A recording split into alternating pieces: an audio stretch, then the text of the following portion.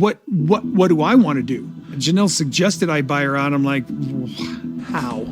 Oh, they left a note. Hot off the press. Hot off the press. You get the first. You get the first one. I thought I was going to get the first one. This is the first one. I know. Oh my gosh. I pictured me as a little kid. Oh, cutie. Look how cute. Oh, me pregnant with McKelty. Whoa. That's my graduation day. Whoa. Look at that. Hey, wait. The reason why I fell in love with him is because he loved Meri and he loved his wives. It's not an act. You won't believe the tea we're spilling today. From secret breakups to shocking lies, this is Unreal Tea. Hit subscribe before the drama starts. Welcome everyone. The screen fades in with quiet family home movie, children at play, Janelle smiling at the kitchen sink, Logan assisting a little sibling tying a shoe. For years, he was the ideal son, the one who was responsible, the peacemaker among discord. Logan Brown, the golden boy of the Sister Wives family. But what the cameras wouldn't capture was the storm brewing within him. A storm that would eventually erupt, shattering the illusion of family harmony the Browns had worked decades crafting and selling to America. Asterisk black screen with red text, what made Logan walk away? Without a goodbye, dot. Then, a slow zoom in on Kody's furious face during mid-confessional. This is not simply a tale of favoritism. It's one of betrayal, complicity, and a harsh ultimatum behind the closed doors of their home. What actually drove Logan to turn his back on his father, and the show that made them famous? Flashbulb montage of Logan's childhood through adulthood, group hugs, cooking dinner, doing homework with siblings. Then nothing. A sudden vanishing act. He was the oldest of 18. But when Kody Brown opted for the limelight over his firstborn son, Logan was faced with a decision: perform or vanish. He picked freedom. Since the day Logan Brown was born, he held a title he never requested, the cornerstone of the family. The oldest son of Kody and Janelle Brown, Logan was raised under the crushing burden of expectation, responsibility, and unseen sacrifice. Though the cameras portrayed him as an stoic overachiever, the truth painted a bleaker picture. Logan wasn't merely another child of the Browns. He was the pseudo-dad when Kody threw hissy fits and stormed out, the stand-in parent when Janelle worked nights. The adhesive that bound his siblings while the adults sought spiritual unity on camera. But Logan's unspoken agony wasn't registered in the floodlit confession booths and smiling posed shots. It was in the unsaid things, skipped birthdays, suppressed grins, and silence when he should have been screaming. When Robyn came into the family, things changed. Kody's affection hurtled quickly and unabashedly towards Robyn's children, particularly Dayton. Initially, Logan did not protest. He and Dayton were buddies, brothers. But something more fundamental started to decay. Kody wasn't merely giving love, he was redistributing it. Logan witnessed everything. The favoritism. The phony confessions. The cold shoulder that grew colder with each passing season. What actually broke him wasn't what was visible to the audience, it was what was intentionally concealed. The turning point arrived when Kody campaigned for Dayton's adoption. It had nothing to do with family, it was optics. Kody, eager to be perceived as a hero on TV, insisted on all adult children publicly endorse the adoption. When Logan respectfully declined, on principle, on pain, Kody lashed back silently. Behind the scenes, Kody issued Logan a sinister ultimatum: endorse this adoption on camera or leave the family completely. Logan opted for the latter. He didn't break down. He didn't erupt. He simply whispered to Janelle, "I'm done performing," and left. And just like that, the golden boy vanished. The show sanitized the truth, claiming Logan was busy with school or focused on his personal life. But insiders knew better. Court documents later confirmed that Logan's refusal delayed the adoption process for months, causing friction Kody never forgave. And the backlash? Kody began to poison the narrative. He depicted Logan as disrespectful, disconnected, disloyal. Robyn did the same, subtly distorting the narrative to present Logan as the bad guy in the eyes of younger siblings. But in reality, Logan wasn't revolting. He was surviving. Years went by. Logan constructed a peaceful life in Nevada, one without TLC, without mayhem, without Kody. But silence wasn't peace, not even close. Particularly when that silence was broken on a frigid December night. Robyn arrived unsolicited at Janelle's doorstep with Dayton and Aurora in her wake. Her eyes glassy, her voice honey-sweet and manipulative. "I just want closure," she persisted. "Dayton deserves that." What ensued was a years-long standing confrontation. Robyn accused Logan of abandonment. Dayton appeared devastated. Robyn wanted answers. Logan, cool but fuming, gave a truth that sliced through the veneer. You wanted a performance. I wanted the truth. Kody didn't lose a son. He threw one away. The room fell silent. It was Janelle who broke the ambush. You came here to rewrite history, she said to Robyn. But this house is where truth lives. And Logan? He's finally free. Robyn's illusion ended that night. But then, something came that unsettled the foundations of Kody's well-manicured empire. Dayton reached out to Logan. Privately. Sincerely. And Logan replied. In a quiet Vegas cafe, far from cameras, deals, and Kody's fixation with optics, the two boys, brothers in trauma, not blood, spoke. Of lies. Of manipulation. Of what it was to love someone who never truly looked. Because you didn't care, Dayton confessed, voice shaking. I left because I couldn't breathe, Logan said. It was the kind of truth Kody had tried to bury. But now, it was blooming. And when Kody learned about it, he blew. You've turned Dayton against me, he bellowed at Robyn. Logan poisoned him. But Robyn? She didn't defend Kody for the first time. She breathed, he did not poison him. He was honest with him. And when Kody charged to Janelle's doorstep in a fury, he was confronted with something even he could not scream away, Hunter. You don't get to write the past anymore, Hunter said, inserting himself between his father and his mother. You punished Logan for drawing boundaries. And now we recognize it for what it is. Control. Kody, muzzled for the first time in years, pulled back. The final blow? A subdued email from Dayton to Logan, I understand now. Can we talk?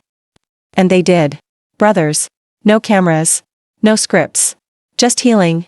Logan didn't require a TLC comeback. He didn't require Kody's stamp of approval. He had something much stronger, the truth. Sometimes the boldest action isn't confrontation. It's departure. And in doing that, Logan Brown was the freest man in Brown family. The atmosphere surrounding Logan Brown seemed heavier than ever. With his old Ford SUV, the sun just peeking through the cloudy Flagstaff sky, Logan Brown held onto the steering wheel tight.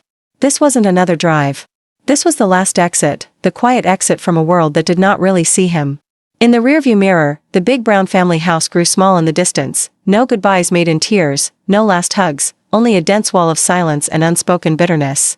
Behind that house, Robyn's voice had shattered when she spoke to him. Earlier, almost begging. You don't have to leave like this, she'd whispered, but Logan hadn't even glanced back. Her tears had lost their hold on him long ago. Kody stood there beside him, arms folded, face unyielding, jaw clenched. His son's independence, his rebellion, was a personal affront. Always had been. Logan didn't despise his father. He felt sorry for him. He felt sorry for the man who could only recognize love if it was dressed in obedience, for the man who confused control with love. He'd stood in his old bedroom hours before, bathed in echoes of empty family moments. The bunk beds he used to share with his brothers were no longer there, replaced by emptiness. The shelves that used to stock Legos and science awards were empty. What remained was the emotional fallout, 1,000 fights, a million letdowns. And the unmistakable sense that this house was never really his home. Outside, the wind howled violently.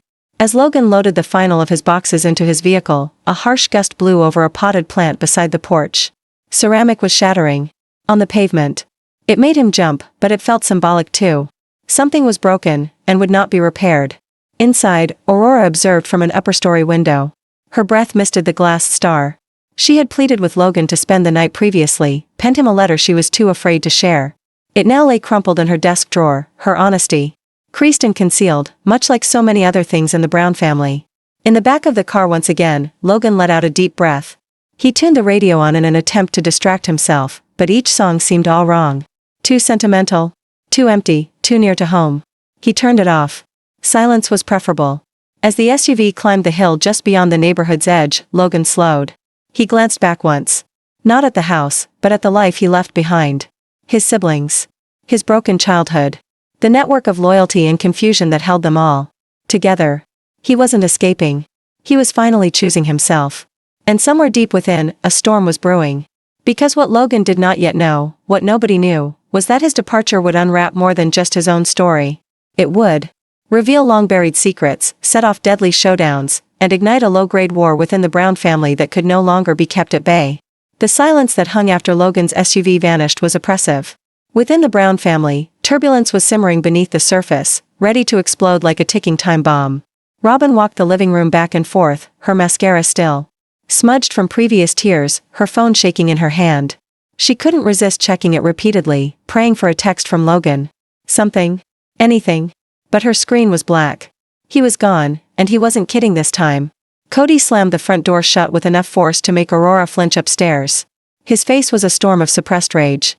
He stormed into the kitchen, muttering under his breath. Ungrateful. After everything I've done. He grabbed a glass, filled it with water, then hurled it into the sink. The glass didn't shatter, but the tension did. Robyn approached him cautiously. He's your son, she said. Softly. Kody spun around. And he just walked away like I was nothing. That's because you made him feel like nothing, said a voice on the stairs. It was Aurora. Everyone stopped and stared. The shy, emotionally closed-up girl who normally danced around awkwardness had suddenly become a fire in the midst of a gas explosion. Her eyes were blazing with anger. He left because you chose control over love. You always do. Robyn took a step forward, begging. Sweetheart, please, no, Aurora barked, voice breaking. You don't get to cry now. You let him pack. You. Let him go. The words echoed through the halls like thunder after lightning. In the upper floors, Dayton listened behind his shut door. His hands shook as he scrolled through his phone. A new message had just popped up in the sibling group chat. I'm gone. Don't come looking. Don't pretend to be surprised. Logan Dayton's throat tightened. He knew what it meant to feel invisible in that house. He had lived it. Too. Back downstairs, Robyn collapsed onto the couch, burying her face in her hands. But the sobs that racked her weren't entirely of grief, they were also fear. For Logan had taken more than clothes and memories with him. He had taken something else. Something Kody and Robyn had buried for years. A secret. One they never imagined would see the light of day. One that, should it be discovered, might shatter what was left of the Brown family's tenuous reputation. And Logan had every motive to expose it. Within the Brown household, the quiet that was left by Logan's leaving was ringing. The slam of the front door closing hadn't only signified his leaving, it shattered something within the house itself. Robyn remained motionless in the hall, her shaking fingers clutched on the step railing. Mascara-streaked cheeks held the burden of guilt that she didn't yet comprehend, or perhaps didn't care to. Downstairs, Kody marched into the kitchen, slamming drawers as though in search of something to repair, but there was nothing to repair now. His eldest was gone. The one he had once so proudly referred to as the peacemaker, the one who never got into trouble. And now even Logan had lost the fantasy. Are you happy now? Robyn breathed down the hallway, her tone cutting but cracking. You pushed him too hard, again. Kody turned around. Don't even start with me, Robyn. He made his choice. He's not a child. Robyn advanced on him. No, he's not. He's a man you never listened to. That sentence hung there like the smoke from a fire just starting to burn out of control. Aurora sat in her room above, seated on the floor, crumpled letter in front of her. Her chest hurt. She could still remember the sound of Logan's footsteps, still remember the smell of the worn cologne he used. She hadn't said goodbye. She had stood still, as she always did when things became real. And now, it was too late. In another room, Dayton sat still at his desk, headphones removed, staring at a frozen game screen. Logan had always been kind to him, never condescending. Now that presence was gone as well. Meri, observing the family disintegrating from her own tiny casita, cradled her tea in trembling fingers. She'd heard the car drive away. Felt the energy change. She mourned for Logan, but more than anything, she saw the handwriting on the wall. The kids were leaving one by one, not only physically, but emotionally, spiritually, for good. And Kody still didn't get it. At Coyote Pass, Christine's phone vibrated. It was a brief message, he left. Her heart dropped. She didn't have to ask who. Logan had finally done what many of them had only fantasized about for years, escaped the gravitational pull of Kody's control. Good for him, she said softly to herself, looking out over the land that had been destined to be their future. But that's only the start. For Logan's leaving had awakened something volatile. Behind the scenes, tension had been caught on camera. Producers scrambled. This was no longer family drama. It was a meltdown. A live meltdown unfolding in real time. And at its center was Kody, seething, trapped, falling apart. 3 days passed. And a cold tension had crept over the Brown family like frost on a window. The silence was heavier than normal, but it wasn't quiet, it was charged. Everyone sensed it, though no one mentioned a word. Robyn walked the kitchen floor in socks, her eyes concave from nights of fitful sleep. She had been holding her phone in a tight fist, waiting, hoping, for a word from Logan. None arrived. Aurora hadn't said much either. She went about the house like a specter, her own sparkle muted. She lived through every moment of Logan's final night in her head again and again. The clatter of him slamming drawers shut. The echo of his footsteps down the hallway. The letter she never delivered seared her brain like a secret not worth uttering out loud. Kody, on the other hand, acted as if nothing had occurred. He packed his days full of chores, phone calls, and outlandish boasts about reorganizing the garage or painting the living room. But his eyes gave him away. He couldn't gaze at Logan's vacant chair at the dinner table. He tried not to walk by the now empty bedroom. His pride wouldn't permit him to say it, but the death of his firstborn created a cavern within him that no one else could fill. Christine had called Janelle that evening. "Did you hear from Logan?" she asked, her voice shaking a little. "Yeah," Janelle said, her voice guarded. "He texted me. Told me he needed space. Told me he was done." Christine sighed. "It's not space. He's not returning." There was a moment of silence on the line. Then Janelle said, with more venom than she had intended, "What did Kody expect?" They both went silent. The words had been on every tongue for years, but now they dangled in the air like thunderclouds. Across town, in a small apartment on the outskirts of town, Logan sat cross-legged on the floor, surrounded by boxes that were still sealed. His new place was tiny, only one bedroom and a kitchen that served as a hallway, but it was his. No secret cameras. No fake smiles. No. Nothing. No sermons in the Bible. No lectures masquerading as dad advice. Just silence. Just him. He glared at the empty white wall in front of him. Somewhere deep within him, he felt like he would weep. But nothing emerged. The well was parched. Instead, he picked up his laptop and opened up an old draft email, the one he had penned to Kody months earlier but never sent. The subject line still read, "Things you never heard me say." He hovered his finger over the send button. His finger trembled. But he didn't send it. Not yet. Because this wasn't done. Not by any means. Somewhere across town, Robyn had finally disintegrated.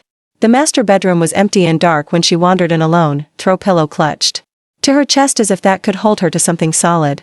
She cried softly at first, then loudly, with a raw urgency. She wept not only for Logan, but for the crumbling she felt insidiously invading, termites beneath a wooden floor. Something was creaking under them.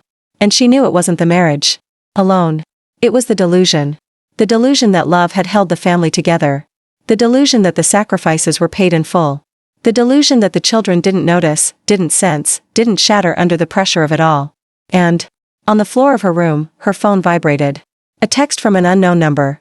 It said, "You really think Logan's the only one leaving?" Robyn dropped the phone. Her breath was caught. The screen flickered and died. And somewhere, in the stunned silence that followed, the house creaked, like it was breathing out. The silence was short-lived. As Logan's SUV disappeared over the horizon, tension in the Brown household writhed like a knife. Downstairs, the air was strained.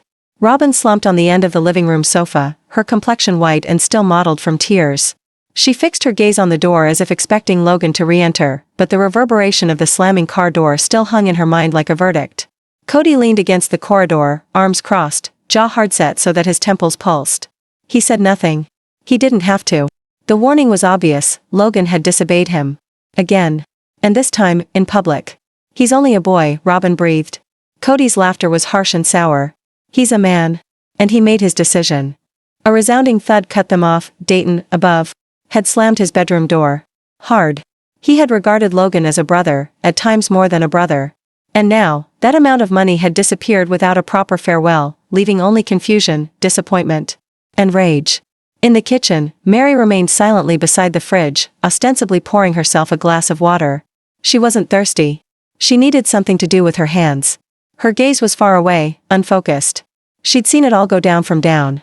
The hallway earlier, Logan's stoic defiance, Robyn's crying, Kody's inability to extend himself. It was déjà vu, and it scared her. Upstairs, Aurora at last opened her desk drawer. Her hand trembled as she pulled out the crushed letter she'd written the previous night. It was brief, but visceral. She read the words over again, each line. "A gut blow, please don't go. You're the only one who listens. The only one who doesn't pretend. I feel like I disappear in this house, and when you leave, I won't have anyone left who sees me." She clutched the letter in her fist, then pressed it against her chest. She needed to scream. But she knew better. Here in this house, screaming was what began wars. In the other part of the house, Christine, having dropped by to visit the children, sat outside with Truly. In the distance, she had watched Logan leave. She hadn't attempted to get in his way. She understood better than anyone else that sometimes leaving wasn't weakness, it was staying alive. "I hope he doesn't look back," she murmured. Truly glanced up. "Who?" Christine smiled gently. Someone courageous. But even as Logan drove further and further away from the mayhem, he wasn't in the clear just yet. Not yet. Because in his glove compartment, hidden under crumpled papers and an emergency flashlight, was a voice recorder, one he had forgotten was still activated. He had stuck it in his pocket when he last spoke to Kody. And it had recorded everything. The yelling. The coercion. The second when Kody uttered something he could not unsay. Something that, if anyone ever came out, would destroy everything. The door slammed shut with a harsher bang than Robyn had wanted. It rang out down the bare hallway, so jarring that it made Ariella leap in the kitchen. Dayton, who had been walking back and forth across the den, winced but said nothing. No one was brave enough to say anything. Not yet. Kody stood at the window, arms folded, ghostly reflection in the glass. He stood gazing out across the road Logan had driven away on. It was as though standing there watching the street would call Logan back, or make some sense of what had just occurred. But Kody wasn't confused. He was angry. Not with Logan, but with himself. And that was the worst form of anger. The type he couldn't deny. Robyn's mascara was smudged, her eyes vacant. You should have stopped him, she finally spoke. Her voice broke, not with sorrow, but with the excruciating guilt rising in her chest. You should have tried. Kody didn't turn back. He made his choice. No, she fired back. We made it for him years ago. Upstairs, Aurora sat cross-legged on her bed, headphones on but musicless. Her gaze was fixed on her phone. She scrolled through pictures from years before, Logan hoisting her onto his shoulders at a carnival, Logan assisting her with a school project, Logan sitting silently at dinner as Kody ranted about loyalty to family. She had adored him like a second father. Now, he was nowhere to be found. Her letter to him still shook in her hand. She pulled it out again, tracing over the words she couldn't speak. I wish I was as brave as you. But I'm afraid. I don't know how to leave like you. I don't even know if I'm going to. But if you're reading this, know that I believe you. I think everything you've ever told me about this house, about Dad, about how things are. And sorry that you always had to be the strong one. She hid the letter beneath her pillow. The pain was too fresh, too raw to say out loud. But it was there, in the silence, in the shattered looks passed between all the people in the house. Downstairs, Kody finally stirred. He swiveled towards Robyn, his face impassive. Do you really blame me? Robyn was gaping at him, surprised. You're going to ask me that now? After all this? A loud knock on the front door broke them apart. They both came to a standstill. Knocks weren't common at this residence. Not unless they were staged. Manipulated. Anticipated. Kody opened the door slowly, and discovered Christine there, arms folded, eyes blazing, mouth quivering with words just waiting to set ablaze. I'm here for my son. Kody's confusion curled into frustration. What are you saying? Christine swept inside, nudging him aside. Don't play dumb. You think Logan didn't tell me? Your firstborn simply walk off without warning anyone? He came to me, Kody. Because he couldn't make it to you. Robyn was beside herself. The lines weren't blurred any longer. The battle lines were being drawn. Logan's gone, Robyn breathed. Christine spun on her heel. Yes. And you should be wondering why. Not denying it wasn't your doing. There was a thick, long silence. Kody ground his teeth. He's not your son. Christine's eyes blazed. He's more mine than he's ever been yours. And with that, the room became silent once more, one much more sinister than before. Because now, the truth had been spoken. And speaking it meant no one could deny it any longer. Upstairs, Aurora packed a small duffel bag in silence. She didn't know where yet, but she knew it wasn't safe anymore to stay here. The storm Logan left in his wake didn't just stay, it blew. On this evening, thunder boomed across the Arizona sky like the heavens themselves were giving testimony. Tension filled the Brown household, all of them tiptoeing around each other, not wanting to voice what they really wanted to express. Kody was pacing. Not because he was concerned, he never confessed to concern, but because Logan's absence had touched a nerve he did not wish to recognize. Robyn was devastated. She was huddled on the couch, shrouded in a blanket that still held his scent from the visit weeks prior. The guilt overpowered her. She had attempted to be a peacemaker, to keep the household together, but in being so, she was an accomplice to their splitting. Christine, largely removed from the internal politics of the house now, stood on the sidelines. Her expression was blank. She recognized this would happen. Logan had always been the quiet one, the strong silent type. But when someone like him shatters, it has ripple effects. She wondered how many more of the children were silently coming to their breaking points. Meri, in her bedroom, gazed at a worn photograph of the whole family from a time when smiles had been genuine and not practiced for television. She smoothed her hand over Logan's face in the photo. He'd been a reserved child, perceptive, tough. But he was never really permitted to excel. Not in Kody's presence. Not from the burden of expectations. Janelle was hit hardest. She felt her heart split between pride and loss. Logan was her oldest, her rock. She'd always known he shouldered more than his fair share of the emotional load. Now, her phone was filling with messages from worried fans and distant relatives wanting to know where Logan was, why he seemed so far away in the most recent picture. She didn't have answers, only the pain of a mother seeing her child leave behind a shattered foundation. Upstairs, in a dark room, Aurora finally collapsed. She held the creased letter she never wrote to Logan, the paper now wet with tears. "Why does everyone leave?" she whispered.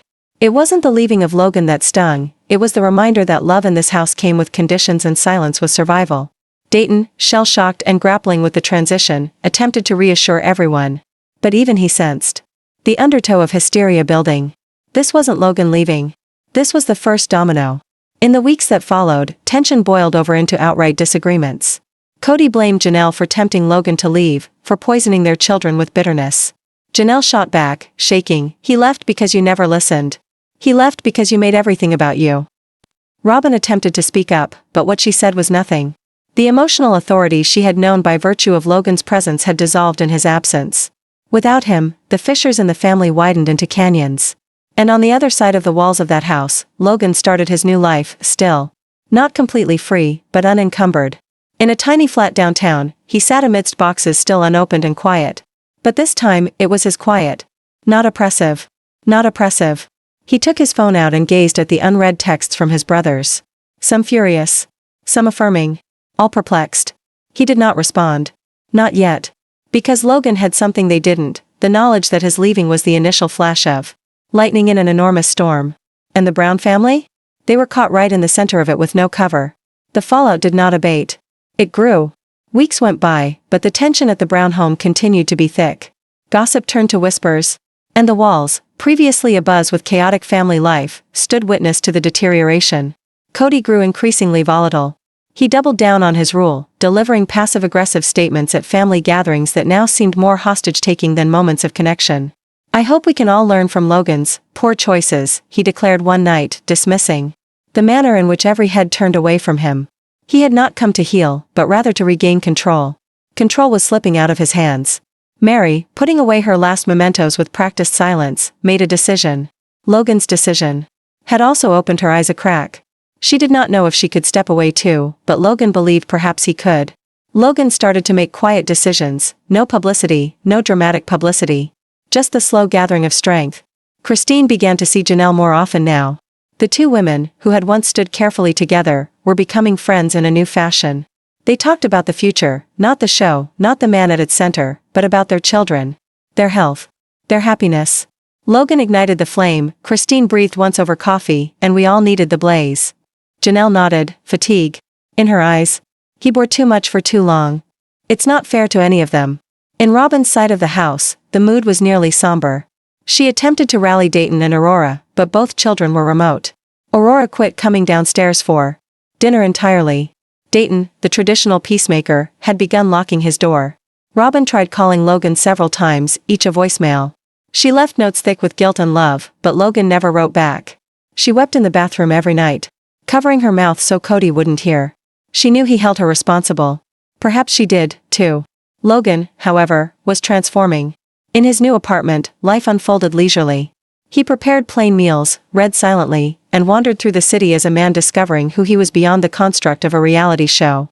He wasn't contented, not yet, but he was free to try and understand what that even meant. For the first time, silence was calming. He began to write. Nothing elaborate, just private journal entries regarding his youth, regarding the pressure, regarding the aspects of himself he had to suppress to maintain harmony. The more he wrote, the more he recalled. The more he recalled, the clearer it was, he didn't owe anyone an explanation for departing. He had been faithful enough. Then one evening, a knock on his door. It was Gwendolyn. She stood there, backpack over one shoulder, face worn but resolute. "I can't stay there anymore," she said bluntly. Logan moved out of the way and let her in. No questions. No criticism. Just compassion. One by one, the older siblings were starting to drift away from the compound, from the scripted normalcy. What had once appeared rock solid, a televised monolith to togetherness, was now shattering. From the inside. But it wasn't just disintegrating. It was changing. Because sometimes you must destroy the myth in order to uncover the truth. And for Logan, the truth began the moment he walked away. The storm didn't stop. It began. The end, this family's drama is far from over, so smash like if you're #Team Wives, subscribe for the next explosive update, and drop a comment below. Who do you think will win? Stay shady, stay curious, and I'll see you in the next scandal. Kiss mark behind TLC Sister Wives out.